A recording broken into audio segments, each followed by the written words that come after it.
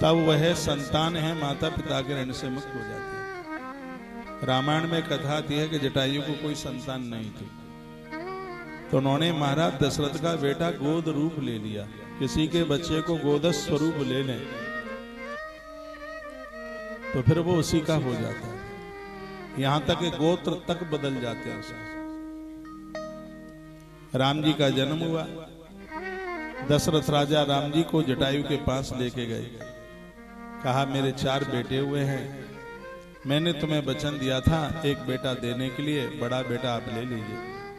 जटायु की आंखें भर आई, पंछियों कैसे लालन पालन करूंगा, हे राजन अवधेश इतना मांगता हूं कि जिस समय मेरी मृत्यु हो उस समय मेरा बेटा मेरी आंखों के सन्मुख हो। दशरथ राजा की मृत्यु पर राम आंखों के आगे नहीं थे, लेकिन जटायु की मृत्यु पर प्रभु श्री राम उनकी आंखों के सन्मुख थे। और वो पिता बड़ा बड़भागी होता है, वो पुत्र भी बड़ा भाग्यशाली होता है कि मृत्यु के समय पर माता पिता की मृत्यु प्राण पुत्र की गोद में निकलता है, उसे पुत्रवान कहा गया। उसे आप दुनिया में कहीं भी रहे, मैं सबके लिए बोल रहा हूं जहां तक मेरी आवाज जा रही है, माता पिता का देहावसान होता है, उस समय माता पिता को छोड़कर कहीं नहीं जाइए, या तो उन्हें अपने पास बुला लो या आप उनके पास चले जाओ। आदि शंकराचार्य भगवान 6 वर्ष की उम्र में सन्यास लेने को जा रहे थे, मां का अकेला ही बेटा था, पिताजी रहे नहीं थे। मां की अनुमति के बिना सन्यास लिया जाए तो वो सफल नहीं होता। मां आज्ञा देती नहीं। दशहरा का दिन था, मां के साथ बालक शंकर गंगा स्नान करने को गया, पानी में घुस गया और ऐसे ही बोल दिया मां बचाओ बचाओ, मुझे मगर ने ग्रहा ने पकड़ लिया।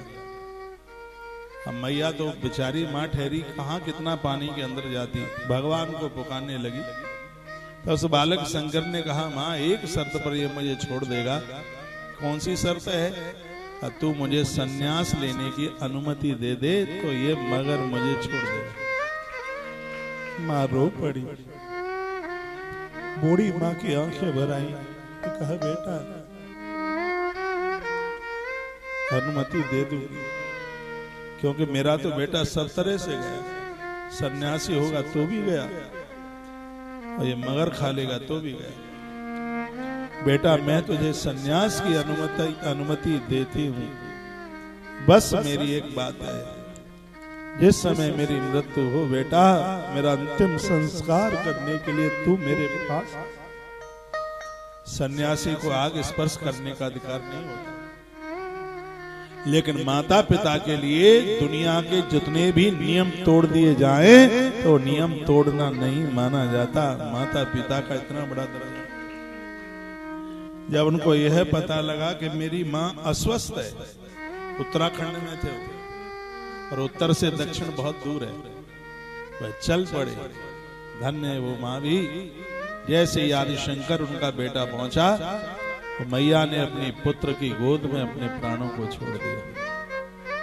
शमशान घाट पर मां को लेने को जा रहे थे तो गांव के लोगों ने विरोध किया कि सन्यासी तो कर ही नहीं सकता है ऊर्ध्व क्रिया। तो आदि शंकर ने अपनी मां को घर की देहली के ऊपर जला दिया।